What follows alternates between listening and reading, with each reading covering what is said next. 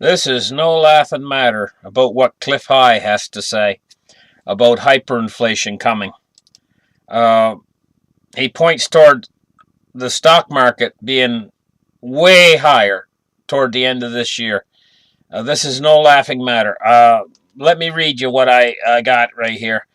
We know that Trump suffered a big loss with his health care, but he's not a man to quit. He's a winner. I've done articles earlier. If you take a look back at some of my material, I did quite a little while ago, nearly back when I first started my channel, about Trump as a winner. It was kind of a funny little video, but it's true. The man's a winner. He doesn't give up. And here's the thing. Trump took a defeat. Now, do you remember early in his election when he was campaigning, he took a defeat to Ted Cruz? And do you remember then he came back strong? Well, Trump has taken a defeat in healthcare.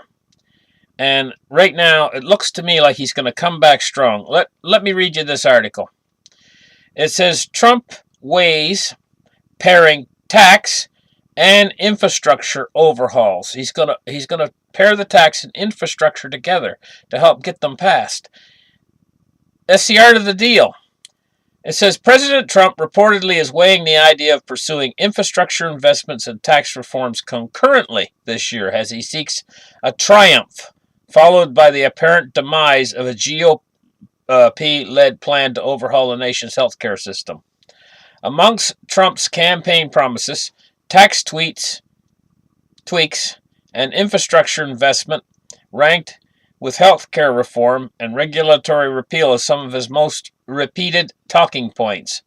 But even as Trump has incrementally begun peeling away government regulations, infrastructure had for weeks been perceived as a third-tier priority behind healthcare reform and tax code adjustments, with Treasury Secretary Stephen Mnuchin hoping to have the latter knocked out by the lawmakers' August recess. There was even some talk that Trump's infrastructure package, which now looks like a combination of public and private investment of up to $1 trillion. So we're talking a really big infrastructure plan here. $1 trillion, that's 1,000 billion. It says this wouldn't be a priority for lawmakers until 2018, with so many other pieces of legislation up in the air. So they were going to put this off for a while, this infrastructure. But it's been reported Monday night that Trump's team is considering pursuing tax and infrastructure legislation concurrently. So he's come up with a plan, Trump has, and that's to combine the infrastructure with the tax legislation to help get the tax legislation through. What Trump's looking for here is a win. He's looking for a win. They dubbed this a major strategic shift that is only possible because of last week's health care debacle. The report follows a conversation with Republican Bill Schuster, a Pennsylvania Republican, who leads the House Transportation and Infrastructure Committee and would like to be responsible for guiding Trump's infrastructure package in the House.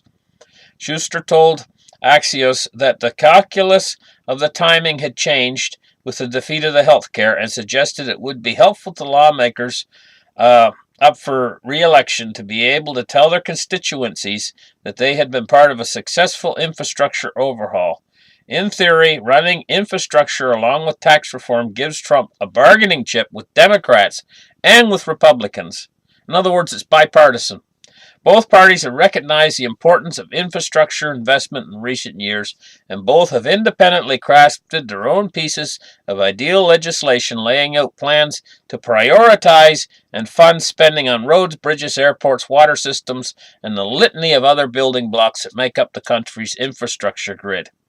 So, by getting this bipartisan support, Trump can actually push his tax reforms to as well as infrastructure for a win-win at the same time.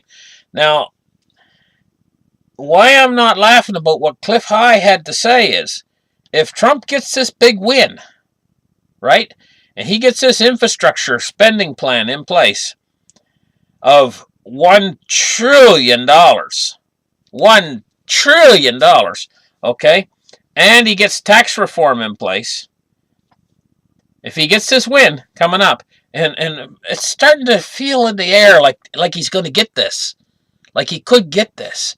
I think there's a good chance he could get this through. Well, what will be the effect? The effect would be a sudden rush into the stock market. We're talking the stock market going up. We're talking everything going up. The price of oil going up. We're talking everything going upwards.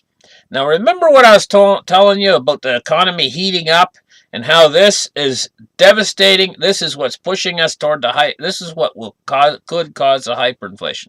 It's when the economy heats up. This is when we're going to have our crisis. It's not going to be right away. The crisis is not. It's going to feel good at first. We're going to have a few months, maybe 4 to 6 months of really a stimulated economy, jobs going up, everything, money flowing through the system.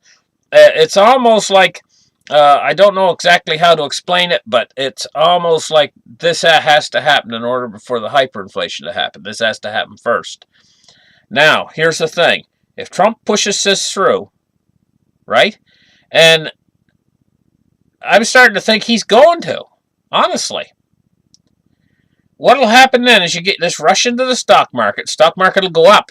Probably go up 1,000 points. I mean, maybe 1,500 points. The stock market will go up. You're going to get a heating economy. The inflation is going to go up. And what's going to happen? Immediately, as soon as that happens, Janet Yellen and the Fed is going to be in a war against Trump. They're going to be trying to throw cold water on what he's doing. So Trump is going to be heating everything up tremendously. He already has heated things up a lot, but I mean, talk about heating things up even more, way more, if he gets this through, right? He's going to be heating everything up. Janet Yellen's going to be out there with the cold water bucket trying to put it out, trying to undo everything he's doing. But I don't think she'll be successful. Because look, this last interest rate hike at 25 basis points they just did, it didn't do nothing. Just gone, right? So Janet Yellen's going to come in with another interest rate hike and another interest rate hike and try to put out the fire that Trump is creating. Now, say she does that. Now, she's up to 0.75% right now. Say she does one more. They're up at 1%, right? And say they do another one, rapid succession, another one. Bango, up to 1.25, then 1.50, then 1.75. When they get up around 1.75 or 2%, they got to cut off. They can't do it anymore. And as soon as they do that, the economy could really start to boil over. We're talking about a surge. And then inflation starts to surge. And at that point, the Fed's stuck. They can't go any higher, because if they go any higher, they're not going to be able to service the debt. We got over $20 trillion. Now, what's all this infrastructure program and these tax cuts going to do to the debt as well? Okay, so the whole thing starts to overheat and boil over. And the debt starts to boil over. Debt starts to increase exponentially because the Fed's already raised interest rates. They just raised it 0.25 basis points. That's going to have an effect on the debt. And then they raise it again and again and again. Now, what's the next effect? So what you do is you're starting to get a falling dollar. Then at that point, you're getting the velocity of money increasing. And now all of a sudden, the banks are going to say, hey, you know what? We've got higher interest rates now. And they're going to start lending money out again. Because they weren't making any money on lending money out before. Not with zero interest rate policy. How can they make any money? Now all of a sudden they'll start making money and they'll start lending money out. And through the process of fractional reserve banking, you get all that money poured in from the banks. And at the same time, interest rates are up higher and the economy's really starting to boil along. You know what? What's going to happen next? Inflation's going to take off. And there's going to be no holding it back. It's going to go wild. And this is your crisis, because once that inflation starts to hit a certain point, the dollar starts to go below 70 on the US dollar index. And then oil price goes higher, a lot higher. And this game is over. This game that they've been playing all this time, they've lost control of it then at that point. So this is key. Right here. With Trump. This is key. If he can get this through. If Trump can get this through, right?